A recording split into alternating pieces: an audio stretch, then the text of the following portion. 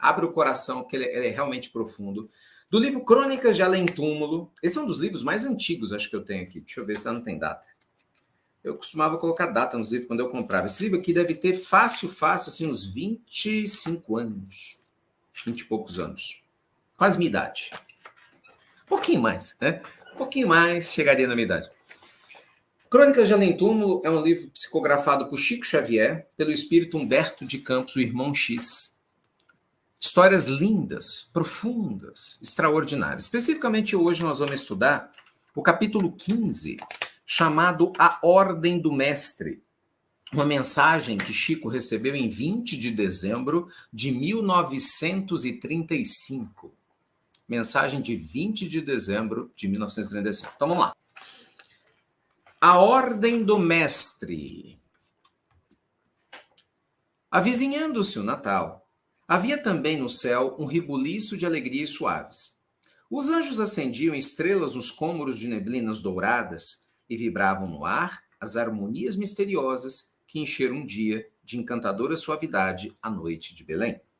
Os pastores do paraíso cantavam, e enquanto as harpas divinas tangiam suas cordas sobre o esforço caricioso dos zéfiros da imensidade, o Senhor chamou o discípulo bem-amado ao seu trono de jasmins matizado de estrelas. O vidente de Patmos não trazia o estigma da decrepitude, como nos seus últimos dias entre os espórides. Na sua fisionomia pairava aquela mesma candura adolescente que o caracterizava no início do apostolado. João, disse-lhe o mestre, lembras-te do meu aparecimento da terra? Sim, Senhor, me recordo. Foi no ano de 749 da Era Romana, apesar da arbitrariedade de Frei Dionísio, que, calculando no século VI da Era Cristã, colocou erradamente o vosso natalício em 754. Não, meu João, retornou docemente Jesus. Não é a questão cronológica que me interessa ao te perguntar sobre o passado. É que nessas suaves comemorações vem até mim o doce murmúrio das lembranças. Então, vamos lá para a gente contextualizar. Essa história aconteceu.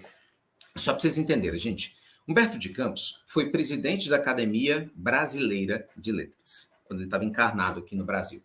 Ele desencarnou da década de 30 e no mundo espiritual ele era cronista. Então, depois, de passar pela adaptação no mundo espiritual, ele tinha um coração muito bom, tinha uma certa evolução. Ele ganhou autorização, inclusive por intercessão de Emmanuel, para que ele pudesse ter acesso aos registros da biblioteca do mundo espiritual do passado. Então, ele começou a assistir, como se a gente pudesse ver filmes do que aconteceu lá no passado. Então, ele era transportado para as situações antigas e ele via exatamente essas histórias e ele descrevia. Então, nós vamos encontrá-lo, por exemplo, em diversas circunstâncias ligadas ao passado. Ele foi levado a encontrar diversos espíritos. Eu já contei para vocês aqui a história de Judas. Quando ele entrevistou Judas, ele entrevista o espírito de Sócrates. Então, ele é levado a diversos lugares, ele traz esses registros em Crônicas de Além Túmulo. Por isso o nome, Crônicas de Além Túmulo. Ele entrevistou a Marilyn Monroe, quando o Chico foi a primeira vez a Nova York, na década de 60, ela tinha acabado de desencarnar, e segundo a fala da psicografia, ela não se suicidou, foi um monte de remédio que ela tomou, porque para a história parece que foi suicídio. E ela traz na psicografia que não. Chico viu ela lá no Central Park. Então, assim, histórias lindas, Só quem tem a mente aberta e se dá o direito de conhecer a verdadeira vida além dessa vida é que consegue compreender. Então, aqui ele está narrando um Natal, muito tempo atrás, um período de Natal, em que João, o apóstolo João, encontra Jesus no mundo espiritual. E aí os dois estão conversando. E aí Jesus começa a falar, poxa, meu apóstolo, você se lembra da primeira vez do meu natalício? Quer dizer, você se lembra no passado, quando o Natal começou a ser comemorado? Aí João falou, sei, na época de 740. Ele, não é isso não, meu filho. Eu estou dizendo, é na hora que os homens começaram realmente a rememorar. Aí ele continua, vamos lá. Sim, mestre amado, retrucou o pressuroso discípulo. Compreendo-vos. Falais da significação moral do acontecimento. Claro que eu me lembro. A manjedoura, a estrela guiando os poderosos ao estábulo humilde, os cânticos harmoniosos dos pastores, a alegria ressoante dos inocentes, afigurando-se-nos que os animais vos compreenderiam mais do que os homens, aos quais ofertáveis a lição da humildade, com o tesouro da fé e da esperança. Senhor, naquela noite divina, todas as potências angélicas do paraíso se inclinaram para a terra cheia de gemidos e de amargura por exaltar a mansidão e a piedade do Cordeiro. Uma promessa de paz desabrochava para todas as coisas com o vosso aparecimento no mundo, Senhor. Estabelecera-se um noivado meigo entre a terra e o céu, e recordo-me do júbilo com que vossa mãe vos recebeu nos seus braços, feitos de amor e de misericórdia. Disse-ia, mestre, que as abelhas de ouro do paraíso fabricaram, naquela noite de aromas e de radiosidade indefiníveis, um mel divino no coração piedoso de Maria. Então, assim, de uma maneira poética, é o jeito que Humberto de Campos escreve, né? Ele descreve a forma como João lembrava do nascimento de Jesus, porque obviamente João também já tinha presenciado isso no mundo espiritual.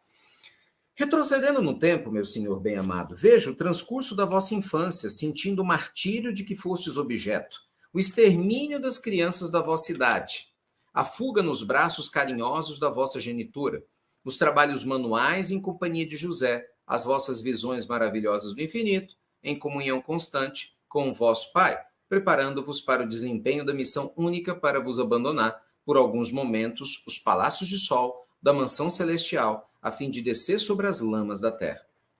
Sim, sim, João. E por falar nos meus deveres, como seguem no mundo as coisas atinentes à minha doutrina? Ah, Senhor, isso aí vai mal. Aí vai mal. O povo na terra está pisando no tomate. Bem, essa fala não está aqui, é minha. Entendeu? Estou contextualizando para o século XXI. O povo está pisando na bola. Não está indo bem, não. Vai mal, senhor. Desde o concílio ecumênico de Nicéia, efetuado para combater o cisma de Ário em 325, as vossas verdades são deturpadas.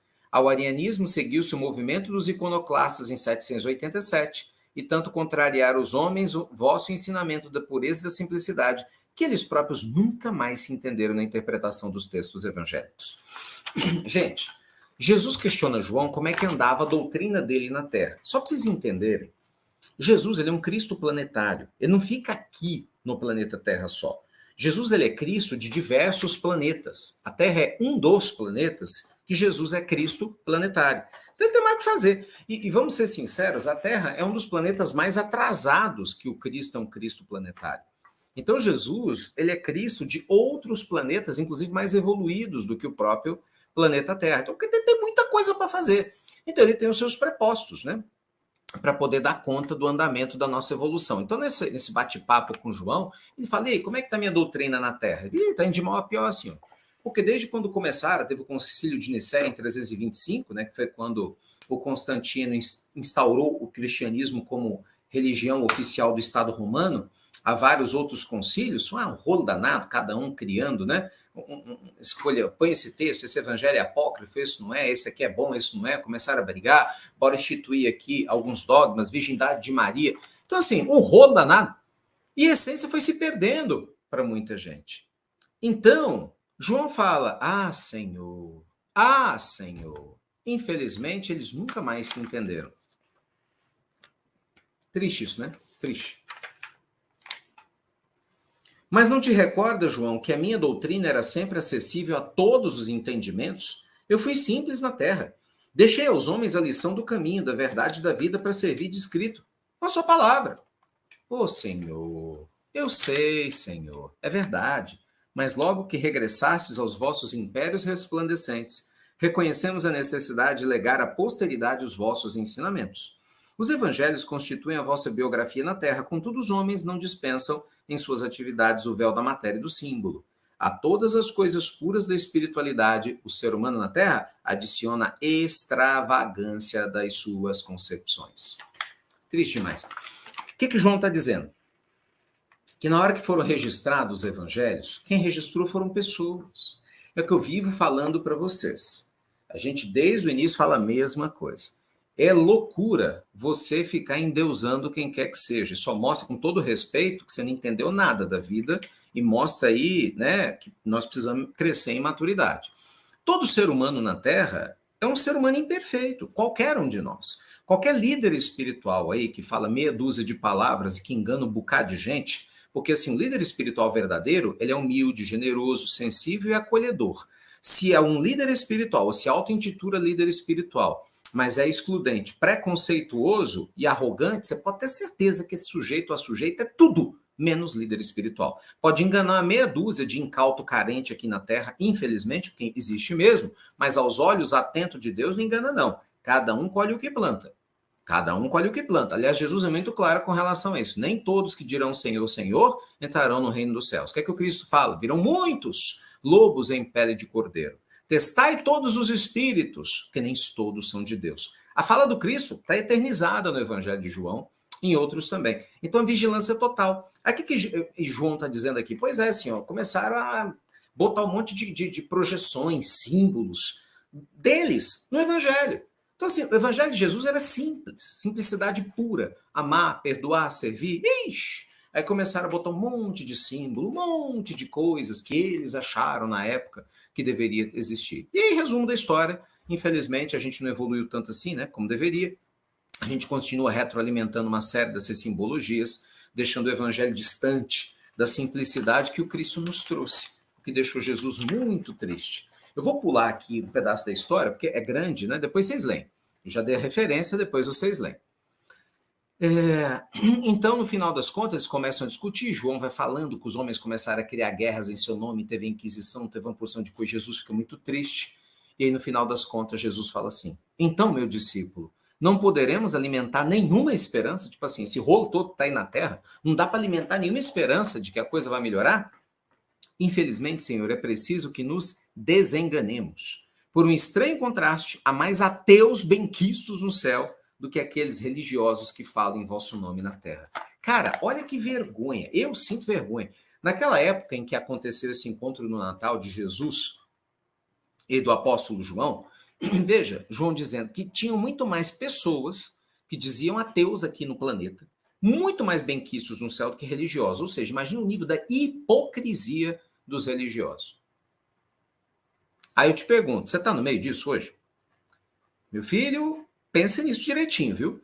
Porque se tem uma coisa que gera... Tudo gera karma, né? Positivo ou negativo. Mas se tem uma das coisas que gera mais karma negativo, é a manipulação deliberada das coisas do Cristo, é a gente ignorar os valores espirituais eternos, se perdendo no meio desse caminho. Não faça isso. Nunca faça isso. Não entre nessa roubada. Entendeu? Você precisa se conectar com Deus em você. Jesus nos ensinou a fazer esse caminho sem intermediários. É bom ter pessoas que ajudam? Sabemos dos bons espíritos que intercedem? Sim, mas você não precisa de intermediário para conversar com Deus. Entendeu? Você tem Deus em você.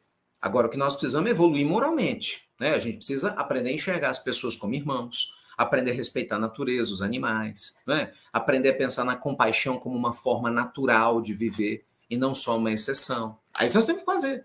Porque senão, a gente vai continuar passando essa vergonha. Calma que a conversa continua. Entretanto, sussurrou Jesus, eu consagro o mesmo amor à humanidade que está sofrendo. Apesar da negativa dos filósofos, as ousadias da ciência e o apoio dos ingratos, a minha piedade é inalterável. Que sugeres, João, para solucionar tão amargo problema? Você vê, Jesus fala, apesar de tudo isso, eu espero, eu perdoo, eu estou aqui, o que você me sugere para a gente resolver essa situação na Terra? Ó Senhor, já não dissestes um dia, mestre, que cada qual tomasse a sua cruz e te seguisse? Mas prometi, meu filho, ao mundo um consolador em um tempo oportuno. Eu até arrepio, gente, ó. E os olhos claros e límpidos, postos na visão piedosa do amor de seu Pai Celestial, então Jesus exclamou: se os vivos nos traíram, meu discípulo bem-amado, se traficam com o objeto sagrado da nossa casa, profigando a fraternidade e o amor, então eu mandarei os mortos falarem na terra em meu nome. Deste Natal em diante, meu João, descerrarás mais um fragmento dos véus misteriosos que cobrem a noite triste dos túmulos, para que a verdade ressurja nas mansões silenciosas da morte. Os que voltaram pelos caminhos ermos das sepulturas retornarão à terra para difundirem a minha mensagem. Aos que sofrem, com a esperança posta no céu, as claridades benditas do meu amor. E desde essa hora memorável, há mais de 50 anos, o Espiritismo veio com as suas lições prestigiosas felicitar e amparar na terra todas as criaturas. Uau! O pessoal está sentindo falta do sino.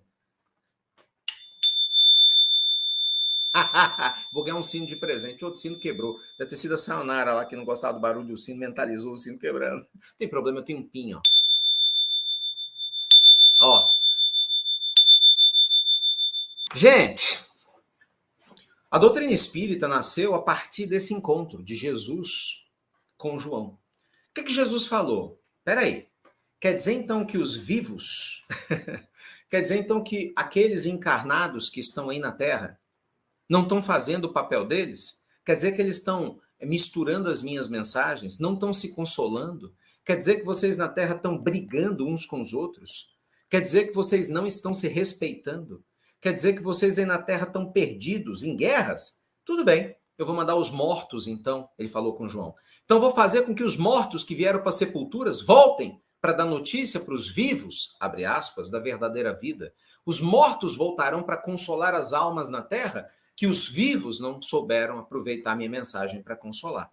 E desde então nasceu o advento da doutrina espírita. Você veja, quando Allan Kardec reencarna, né, em 1804, nós temos aí uma oportunidade maravilhosa, né, em outubro de 1804, nós temos 3 de outubro de 1804, nós temos uma oportunidade maravilhosa dessa estruturação do ser, né, aqui na Terra, que viria a se tornar o corpo da doutrina espírita. Só para vocês entenderem, independente de religião, você já me conhece, meu coração é ecumênico, mas o que é certo é certo. Em termos de doutrina, de realidade da vida pós-vida, de mediunidade, ninguém, nada na história da humanidade se compara ao que o Espiritismo tem feito.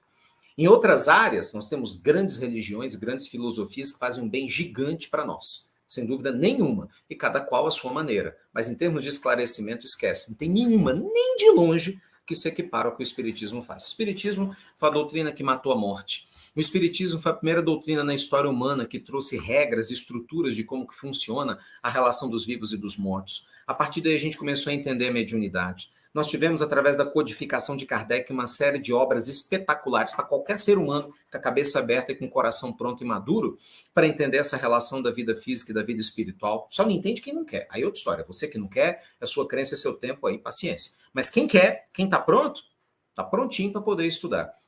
Isso tudo aconteceu por quê? Aconteceu exatamente por causa dessa autorização de Jesus. Então, assim, veja você que o Natal, gente, o natalício, né, o Natal, ele é uma data simbólica em todos os sentidos. E também para nós que estamos aqui, lendo o relato de um espírito, por um médio espetacular, maior depois de Jesus, por causa dessa reunião. Então, tenha certeza, a vida continua. Tenha certeza, vale a pena amar, sim. Tenha certeza, vale a pena não desistir de amar, de espalhar a caridade, sabe? De entender que nada acontece por acaso.